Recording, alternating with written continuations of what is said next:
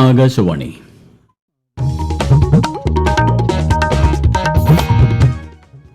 നമസ്കാരം. പ്രാദേശിക വാർത്തകൾ വായിക്കുന്നത് ഗോപകുമാർ.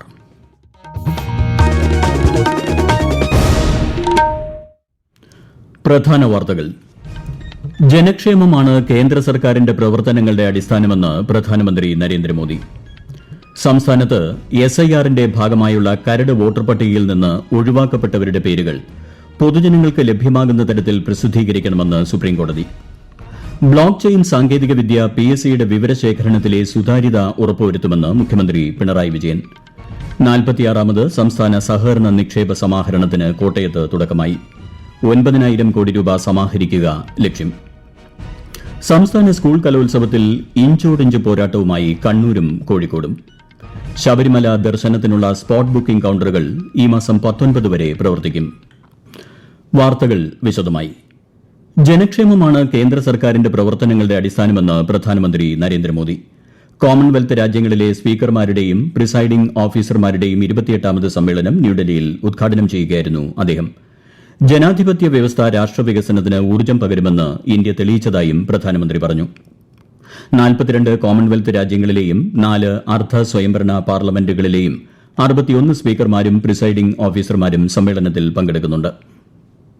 സംസ്ഥാനത്ത് തീവ്ര വോട്ടർ പട്ടിക പരിഷ്കരണത്തിന് ശേഷം പ്രസിദ്ധീകരിച്ച കരട് വോട്ടർ പട്ടികയിൽ നിന്ന് ഒഴിവാക്കപ്പെട്ടവരുടെ പേരുകൾ സാധാരണ ജനങ്ങൾക്ക് പ്രാപ്യമാകുന്ന തരത്തിൽ പൊതു ഓഫീസുകളിലും ഔദ്യോഗിക വെബ്സൈറ്റിലും പ്രസിദ്ധീകരിക്കണമെന്ന് സുപ്രീംകോടതി.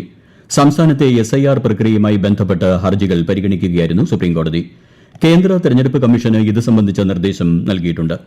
പേരുകൾ ഇല്ലാതാക്കുന്നതിനെതിരെ എതിർപ്പുകൾ സമർപ്പിക്കുന്നതിനുള്ള സമയപരിധി നീട്ടുന്നത് പരിഗണിക്കാനും കോടതി കമ്മീഷനോട് ആവശ്യപ്പെട്ടു.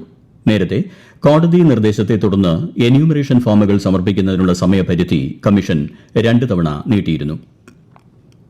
ബ്ലോക്ക് ചെയിൻ സാങ്കേതികവിദ്യ PSCയുടെ വിവരശേഖരണത്തിലെ സുതാര്യതയും സുരക്ഷിതത്വവും ഉറപ്പുവരുത്തുമെന്ന് മുഖ്യമന്ത്രി പിണറായി വിജയൻ. കേരള PSCയിൽ ബ്ലോക്ക് ചെയിൻ സംവിധാനം ഏർപ്പെടുത്തുന്ന ചടങ്ങ് തിരുവനന്തപുരത്ത് ഉദ്ഘാടനം ചെയ്യുകയായിരുന്നു അദ്ദേഹം. സംവരണ തത്വം ഫലപ്രദമായി നടപ്പാക്കുന്നതിൽ PSC പോലുള്ള സ്ഥാപനങ്ങൾക്ക് നിർണായക പങ്കുണ്ടെന്നും മുഖ്യമന്ത്രി പറഞ്ഞു. PSC പോലുള്ള സംവിധാനങ്ങൾ ഉള്ളതുകൊണ്ടാണ് സംവരണ തത്വം ഫലപ്രദമായി നടപ്പാക്കുന്നത്. ഇത്തരം റിക്രൂട്ട്മെന്റുകളിലാണ് ഫലപ്രദമായി നടപ്പാക്കപ്പെടുന്നത്. PSC ഇല്ലാതായാൽ സംവരണത്തിന്റെ കഥയും കഴിയും. ഏറ്റവും വിശ്വാസ്യത നേടാൻ കഴിഞ്ഞ സ്ഥാപനമാണ് PSC. ആ വിശ്വാസ്യത തകർന്നാലോ പിൻവാതിൽ നിയമനങ്ങൾ, സ്വജനപക്ഷപാതം ഇതെല്ലാം വൻതോതിൽ വർദ്ധിക്കും. കേരള ഡിജിറ്റൽ യൂണിവേഴ്സിറ്റിയാണ് ബ്ലോക്ക് ചെയിൻ സംവിധാനം വികസിപ്പിച്ചത്. ഭിന്നശേഷിയുള്ള കുട്ടികളെ മുഖ്യധാരയിലേക്ക് എത്തിക്കേണ്ടത് സമൂഹത്തിന്റെ ഉത്തരവാദിത്തമാണെന്ന് മന്ത്രി വീണ ജോർജ്. കുടുംബശ്രീ പത്തനംതിട്ട ജില്ലാ മിഷന്റെ നേതൃത്വത്തിൽ സംഘടിപ്പിച്ച ജില്ലാ ബഡ്സ് കലോത്സവം തില്ലാന 2026 ഉദ്ഘാടനം ചെയ്യുകയായിരുന്നു മന്ത്രി.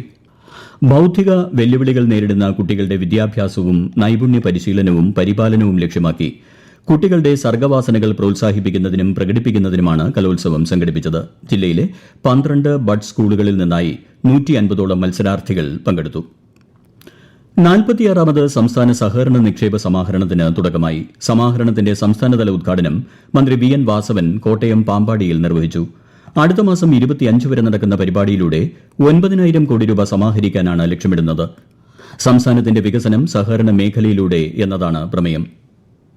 കൃഷിയിലേക്ക് കൂടുതൽ യുവാക്കളെ ആകർഷിക്കാൻ കേന്ദ്ര സർക്കാരിന്റെ പുതിയ പദ്ധതികളിലൂടെ സാധിക്കുമെന്ന് കണ്ണൂരിൽ നിന്നുള്ള കർഷകനും റിട്ടയർഡ് അധ്യാപകനുമായ കുന്നുംപുറം രാജൻ ആകാശവാണി വാർത്തകളോട് പറഞ്ഞു.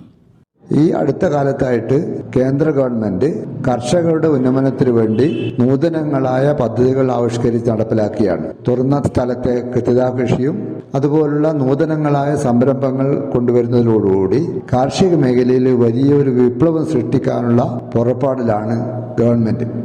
കർഷകർ രാഷ്ട്ര നിർമ്മാണത്തിൽ സുപ്രധാന പങ്ക് വഹിക്കുന്നതായി പ്രധാനമന്ത്രി നരേന്ദ്രമോദി കഴിഞ്ഞ ദിവസം വ്യക്തമാക്കിയിരുന്നു. ലൈംഗിക പീഡന കേസിൽ രാഹുൽ മാങ്കൂട്ടത്തിൽ MLA-യെ പത്തനംതിട്ട മജിസ്ട്രേറ്റിന് മുന്നിൽ ഹാജരാക്കി. റിമാൻഡ് ചെയ്ത രാഹുലിനെ ഉടൻ ജയിലിലേക്ക് മാറ്റും.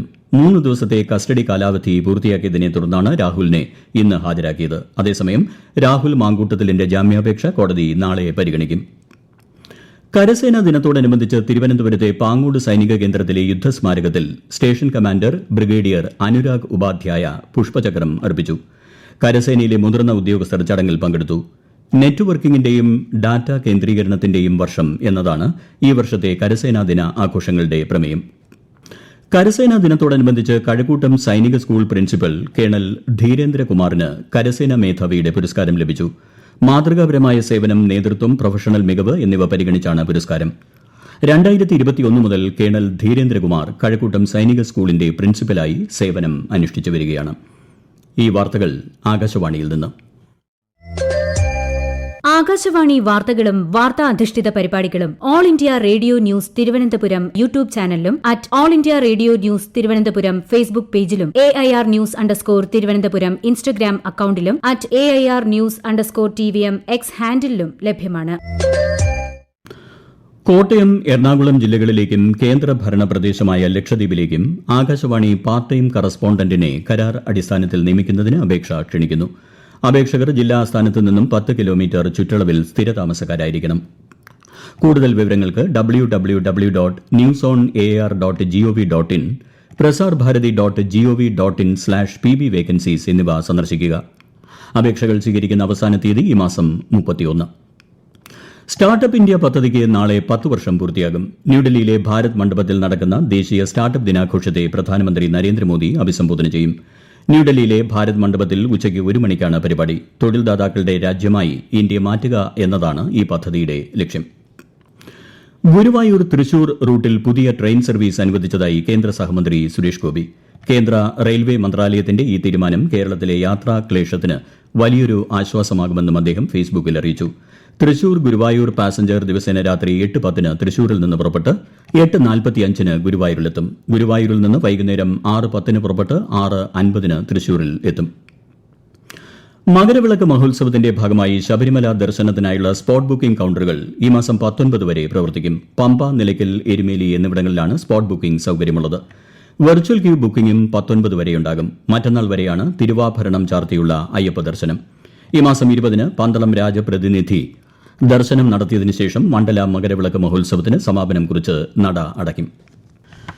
തൃശൂരിൽ നടക്കുന്ന 64ാമത് സംസ്ഥാന സ്കൂൾ കലോത്സവത്തിൽ മുന്നേറ്റം തുടർന്ന് കണ്ണൂർ ജില്ല.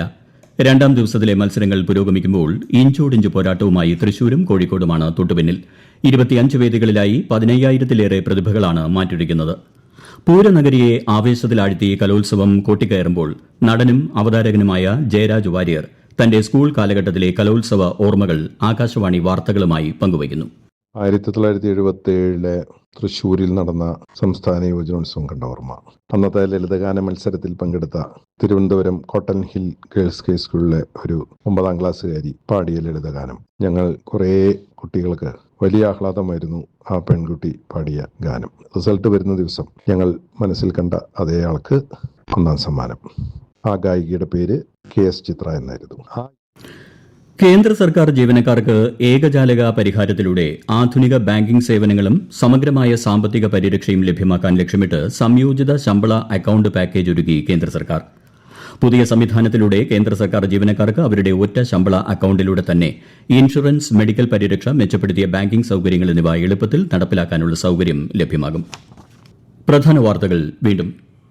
ജനക്ഷേമമാണ് കേന്ദ്ര സർക്കാരിന്റെ പ്രവർത്തനങ്ങളുടെ അടിസ്ഥാനമെന്ന് പ്രധാനമന്ത്രി നരേന്ദ്രമോദി. സംസ്ഥാനത്ത് SIR-ന്റെ ഭാഗമായുള്ള കരട് വോട്ടർ പട്ടികയിൽ നിന്ന് ഒഴിവാക്കപ്പെട്ടവരുടെ പേരുകൾ പൊതുജനങ്ങൾക്ക് ലഭ്യമാകുന്ന തരത്തിൽ പ്രസിദ്ധീകരിക്കണമെന്ന് സുപ്രീംകോടതി. ബ്ലോക്ക് ചെയിൻ സാങ്കേതികവിദ്യ PSCയുടെ വിവരശേഖരണത്തിലെ സുതാര്യത ഉറപ്പുവരുത്തുമെന്ന് മുഖ്യമന്ത്രി പിണറായി വിജയൻ. 46ാമത് സംസ്ഥാന സഹകരണ നിക്ഷേപ സമാഹരണത്തിന് കോട്ടയത്ത് തുടക്കമായി. 9,000 കോടി രൂപ സമാഹരിക്കുക ലക്ഷ്യം. സംസ്ഥാന സ്കൂൾ കലോത്സവത്തിൽ ഇഞ്ചോടിഞ്ച് പോരാട്ടവുമായി കണ്ണൂരും കോഴിക്കോടും. തൃശൂർ ജില്ലയിലെ എല്ലാ സ്കൂളുകൾക്കും നാളെ അവധി. ശബരിമല ദർശനത്തിനുള്ള സ്പോട്ട് ബുക്കിംഗ് കൌണ്ടറുകൾ ഈ മാസം 19 വരെ പ്രവർത്തിക്കും. പ്രാദേശിക വാർത്തകൾ കഴിഞ്ഞു. അടുത്ത വാർത്താ പ്രക്ഷേപണം രാത്രി 7:25.